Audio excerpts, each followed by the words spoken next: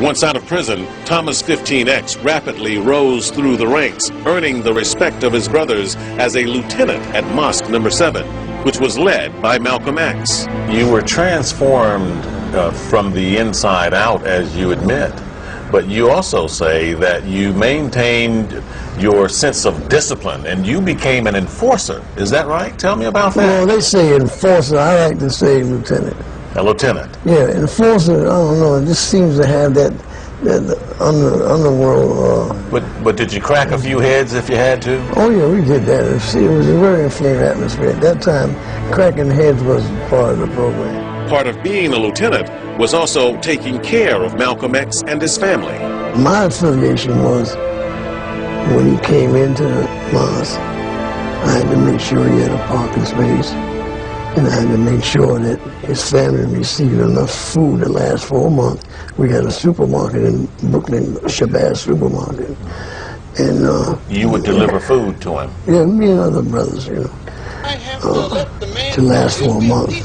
What was your opinion of Malcolm X? We love everybody who loves us. Well, he complained about me, and because I thought so much of him,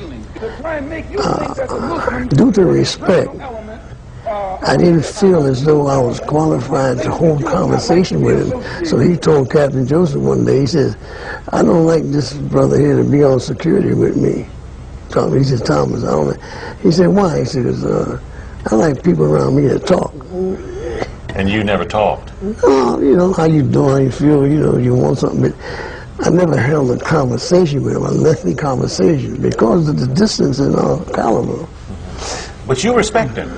Oh, yeah, I had a great deal. That's why I didn't open my mouth. I'm too afraid I'm going to say the wrong thing. That respect and admiration is what makes the next chapter in Islam's life so amazing. Because he had a reputation as a dedicated enforcer with the fruit of Islam, he says that ultimately put a target on his back. The police picked him up for being the trigger man in the assassination. His Muslim leaders told him not to panic.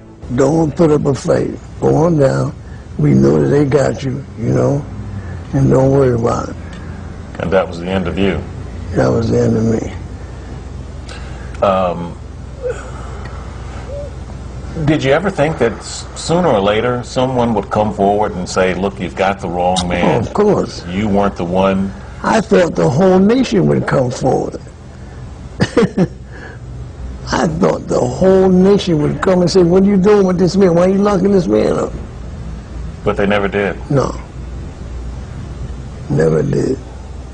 And it didn't dawn on me until 12 years later that I had been set up for a scapegoat. Were you the perfect scapegoat? Perfect. Abdur Razak began to ask his own questions about the assassination. He was there when it happened and says he never saw Khalil Islam in the ballroom, nor did anyone else. Nobody of the hundreds of people in the Audubon ballroom, many of whom had been in the Nation of Islam, right? Nobody identified this brother as having been in the Audubon ballroom. Now that's impossible. There was supposed to be friction between those of us who were in the OAU and the Muslim Mosque and the Nation of Islam, right? That Malcolm had left. Several days later, it's announced that Thomas 15X Johnson, whom we know as Khalil Islam, was picked up for the execution of Malcolm X. And you knew that he wasn't there because you saw the gun. I knew as sure as God made green apples that he was not there, but strange things can happen. So I went to everyone who was in the nation, who had been in the nation, and was now in the Muslim Mosque or the OAAU, and I said, did you see Thomas? No. Did you see Thomas? No. Now Reuben Francis, who was arrested for shooting Talmadge Haya, must have seen the people who were running out of the Audubon ballroom, right? He never testified that Thomas was there. Benjamin 2X Goodman, the late Benjamin 2X Goodman, or Benjamin Kareem, was on the rostrum. He knew everyone that was in the nation. He could not identify Thomas as having been there. As a matter of fact, he said he wasn't there. Not only that, but Khalil Islam has provided us with what he says is the sworn testimony of Benjamin Goodman. These papers confirm that Goodman was a member of the Fruit of Islam and had a close association with Norman 3X Butler, another convicted assassin, and Thomas 15X Johnson, Khalil Islam. In these papers, Goodman says that he was an assistant minister to Malcolm X, and that on that fateful day in the Audubon Ballroom when Malcolm was assassinated, Goodman says he was the one who gave the introductory speech before Malcolm took the podium. He says he introduced Malcolm as a man who would give his life for the people. He says also it was while giving that speech that he scanned the room, and he says he never saw Butler or Johnson, whom he knew well, in the room. But Goodman admits that he had left the ballroom by the time Malcolm actually started speaking and by the time the shots rang out that killed him. Now, according to Goodman's affidavit, over the next several weeks, he was repeatedly questioned by the authorities, the NYPD, even the FBI, about Butler or Johnson's possible involvement in the murder of Malcolm X. And Goodman says he repeatedly and consistently told the authorities that they were not present. And when that wasn't good enough, he says, according to this sworn testimony, Goodman says the authorities tried to convince him to change his story and even threatened him with jail time. But he says he still wouldn't do it. Benjamin Goodman was never called to testify in the criminal trial of either Butler or Johnson. Later, another gentleman came forward and said that he was the one who knew about this, Talmadge Hare. Oh, that was much later in the trial. He came much later, but he finally said that you weren't the one and that he was involved in some others. Is that right? He said him and 4 others were involved. He gave the names, their addresses, they grew up together. He gave the address where they used to work. All the childhood activity, because they came from the same community. He gave all that up. I have that in my possession. And what happened after another person comes forward and confesses? What happened to you? Well, the DA said that he heard too much of the trial, man. You know, now he wants to exonerate this guy.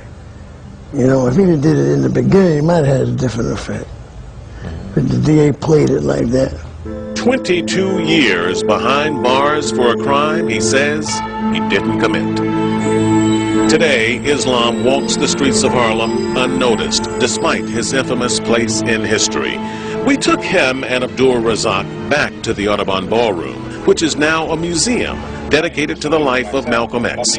It was a time of shared reflection in the shadows of a giant.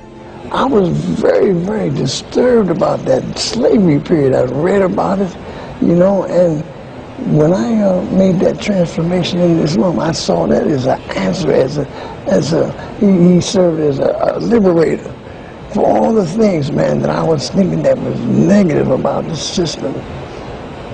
And then you see somebody stand up there and speak on the scale that Malcolm was speaking on, and you say, wow, this is the answer. Yeah. I feel I have somebody now to represent me, you know to articulate what you were thinking.